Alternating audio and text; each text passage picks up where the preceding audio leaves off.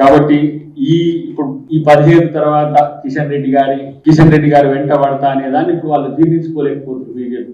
కాబట్టి ఎందుకు అని అంటే మేమేం చేయలేదంటే మళ్ళీ రేపు చెట్ల మేము ఓట్లాడు కానీ ఒకవైపు ఏమో మోడీ ఈ రోజు కనుక్కుంటా ఈ రోజు ఆయన 12 సంవత్సరాలు మోదీకి తెలంగాణలో మేము పెద్ద గౌరవించాలి, మేము పాలాభిషేకం. ఆయన మోడీ ఏమన్నాడు, తల్లిని చంపి బిడ్డను బతికిచ్చింది అన్నాడు, తలుపులు మూసి వీళ్ళు చేసింది అన్నాడు. వాళ్ళ ఎంపీనే వివేదంతో పోల్చింది. తెలంగాణ వాళ్ళు అంటే పాకిస్తాన్ వాళ్ళు లెక్క కనపడుతున్నారు బాబు. ఇక వీళ్ళ మనోడు కేటీఆర్ నిమ్మలంగా చెల్లారి అరే కాంగ్రెస్ వాళ్ళు అంటున్నారు, అందరూ అంటారు, మీరు అనకపోతే ఎట్లానే ఆయన గాయించుకున్న ఒక మీటింగ్ ప్లేస్ లో చెప్పుకుంటూ గట్లెట్లంటూ అంటే ఆయన పువ్వుతో కొడితే ఆయన కూడా పువ్వుతోనే కొడతారు. కేసీఆర్ ఏమన్నాడు, ఇదంతా కూడా ఒక పద్ధతి ప్రకారం ఎత్తుగడగా ముందుకు పోతున్న పరిస్థితి. దీనికి అసలు కారణం ఏంటంటే మా సార్ దూకుడు.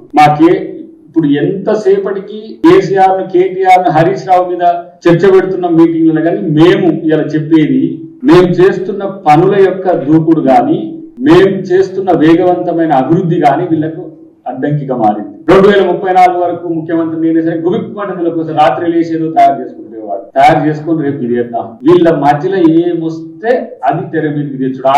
ఒక ఆయన కూర్చుని నల్లికుట్లు ఆయన కేసీఆర్, ఆయనకి ఏం పని లేదు, ఆయనకి ఇప్పుడు మైండే పని చేస్తుంది.